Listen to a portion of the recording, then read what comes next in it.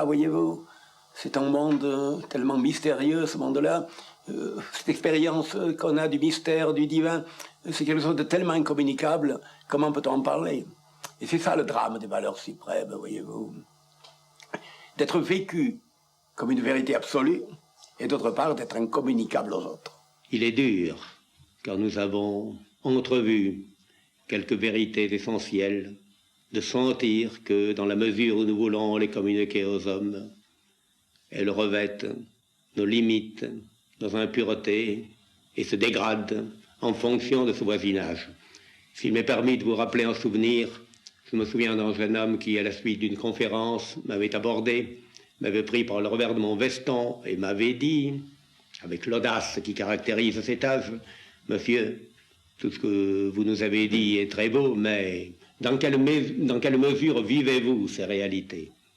À quoi j'ai répondu, « Ne vous faites aucune illusion, très peu, mais assez pour n'être pas fier de tout le reste. » Maintenant, il y a des gens, alors là, j'irais bien au-delà de moi-même, qui ne compte pas, il y a des gens qui ont reçu le don de la communicabilité, si on peut dire, qui, sans être supérieurs par eux-mêmes, sont de bons conducteurs du divin, comme disait Marie-Noël, n'est-ce pas? Qui peut-être ne sont pas meilleurs que les autres, ne sont pas plus sains que les autres, mais, eh bien, communiquent davantage, eh bien, ce sont des messagers en quelque sorte. Alors, je pourrais vous citer là-dessus un mot qui est très éclairant et qui dit tout, c'est tout le problème du génie, que je ne m'attribue pas, le mot de Bossuet. Bossuet, dans son sermon, avait converti le maréchal de Bellefonds. Bon.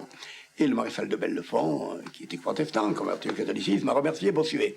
Alors Bossuet lui a écrit « Je suis heureux de ce que vous me dites, mais priez pour moi, pauvre canal, en qui passent les eaux du ciel et qui peine à en retenir quelques gouttes. » C'est vraiment extraordinaire, c'est la définition même du génie. Oui. Tout à fait ça. On communique, ça passe à travers nous et nous n'y sommes pour rien.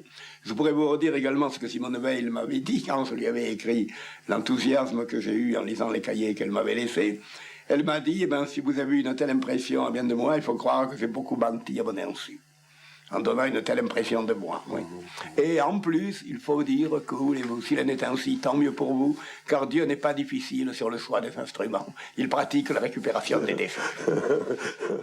À mesure que j'avance dans la vie, et avancer dans la vie, c'est avancer vers la mort, j'ai l'impression de savoir de moins en moins de choses, et d'en pressentir d'autres, qui malheureusement sont inexprimables et absolument incommunicables.